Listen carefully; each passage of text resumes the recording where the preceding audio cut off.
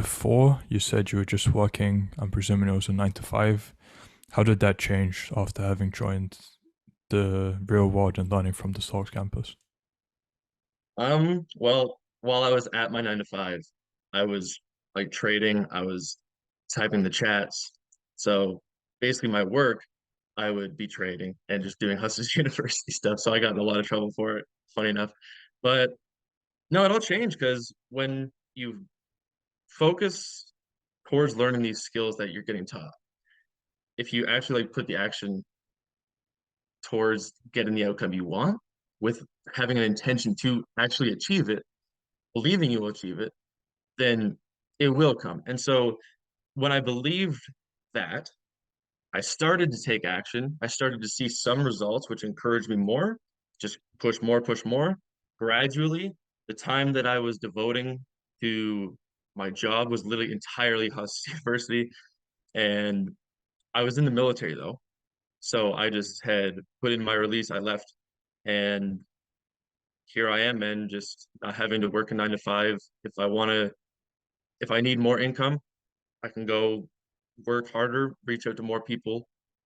There's different ways that are like, I won't go boring everybody.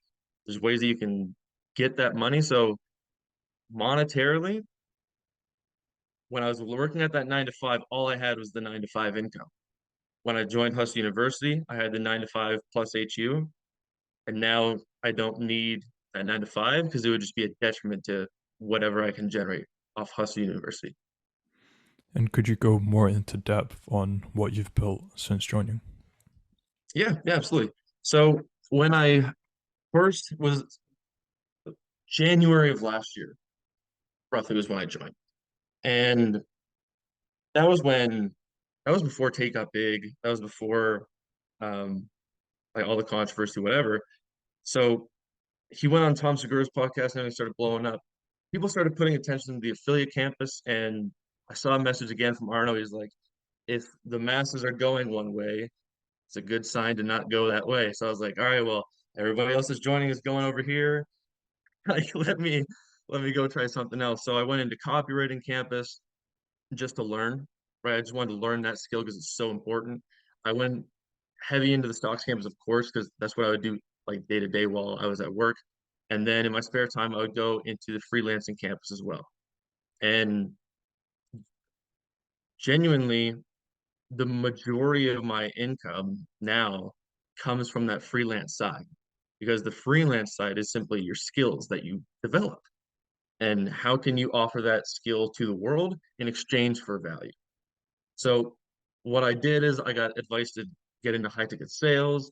So I took out this personal loan at the time and I paid for uh this like $10,000 course. And then I used Hustle University trading, like stock trading, to pay off like quite a bit of it. I think like half of it was taken care of just from stock profits. And then the remainder was off freelancing. So I got into sales. I got into appointment setting in high ticket sales. We were selling like 5,000, $10,000 products, and I would just get commission off it. And so at first it was just terrifying, being like, wait, if I don't generate like something for you, then I don't get anything. Like that's scary coming from a place you've never done it before. And so what I have done is I've done high ticket sales and then left the company and I went to an entrepreneur that I had met through various networks. And from there, he was running a VA staffing business.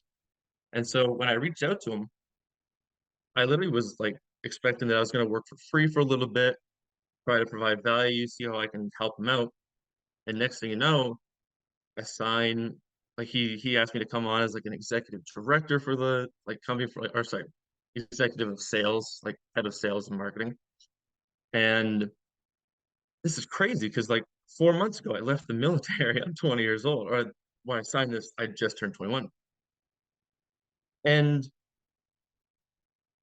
like, where else can you prepare for that? Where else can you prepare yourself to make a change from 9 to 5 to skill to in a couple months now being sales and marketing director of a startup company and having it actually having something in front of you that you're working on and seeing it build, having that pride. So it's a VA staffing agency, and we have VAs in the Philippines, whatnot. And basically, if businesses are looking to outsource some work, or if they're looking to reduce labor costs, they come to us. And if we do enough, if we can present to them, something that can actually benefit them, and I have that pride knowing that it will benefit them, then it's easy for me to sell. And when it's easy for me to sell, knowing it's going to benefit them, it's like if I don't get them to buy, I'm doing them a disservice at that point.